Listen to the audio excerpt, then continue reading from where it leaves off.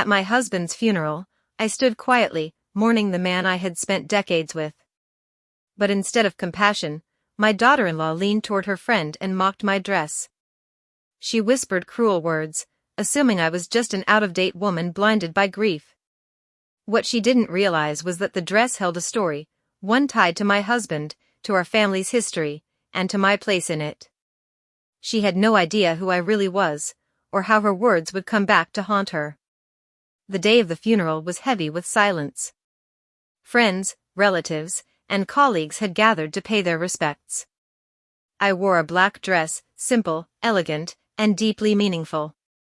It wasn't just clothing, it was the same dress I had worn when my husband and I renewed our vows years ago. It was my way of honoring him. But as I stood there, lost in thought, I overheard giggles. My daughter-in-law, sitting only a few rows behind, leaned toward her companion and whispered. I heard words like outdated and cheap. My chest tightened, not from grief, but from the sting of disrespect. This wasn't the first time she had looked down on me, but to mock me at my husband's funeral was a cruelty I hadn't expected. Long before the funeral, my daughter-in-law had always carried herself with arrogance. She married my son quickly, and while I welcomed her warmly, she seemed to believe she was above everyone else.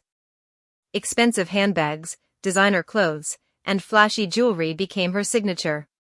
She often mocked my simplicity, my cooking, my modest home, and even the way I spoke.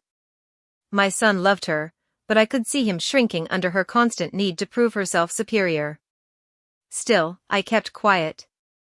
For me, family peace mattered more than pride. But in that moment, at the funeral, something inside me shifted.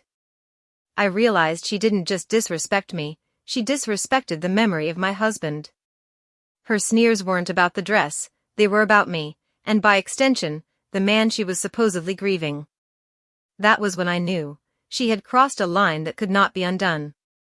As the ceremony continued, I caught snippets of her comments. She told her friend she couldn't believe someone would show up to a funeral in that.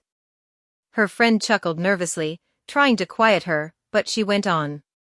My hands trembled, not from sadness, but from anger. Other relatives began to notice her inappropriate laughter. Eyes turned in her direction, and whispers rippled through the room. Yet she remained oblivious, assuming her position as my son's wife gave her a shield of authority. What she didn't realize was that the very people she was mocking me in front of, the guests, the colleagues, the friends, knew exactly who I was. I wasn't just the grieving widow. I was the co-owner of my late husband's company, the matriarch of the family, and the very person who held the reins to much of the inheritance she thought she'd benefit from. Her cruelty had written her downfall, and I didn't even have to lift a finger, her own arrogance was exposing her. After the service, I remained calm. While others left to share condolences, I approached my son and daughter-in-law. She smirked faintly at me, perhaps believing she'd gone unnoticed. But then the lawyer stepped forward. My husband's will was to be read in front of close family members that very afternoon. She sat confidently, crossing her legs, already expecting her share. The lawyer began reading, speaking of my husband's love, his wishes, and his legacy. Then came the part she had not anticipated. My husband had left the majority of the estate, including shares in the company, directly to me. He trusted me to handle the future, ensuring our children were cared for. My son would receive his portion, but everything was to be managed under my oversight. I could see her face drain of color. She had imagined herself as the new matriarch, dripping in wealth and control. Instead, she realized the very woman she mocked, the one she dismissed as outdated, was the person who now controlled her lifestyle. The room grew quiet, all eyes shifting to me. I didn't have to say a word. My dress, my dignity, and my silence spoke louder than her insults ever could. In the weeks that followed, her behavior changed drastically. At first, she tried to apologize, insisting her words were misinterpreted. But people talk. Word of her mockery at the funeral spread among family and friends. Invitations dwindled. Respect evaporated. She could no longer flaunt her status, because everyone knew the truth, she was entirely dependent on the woman she had ridiculed. My son tried to defend her, but even he couldn't deny how inappropriate she had been. I never yelled.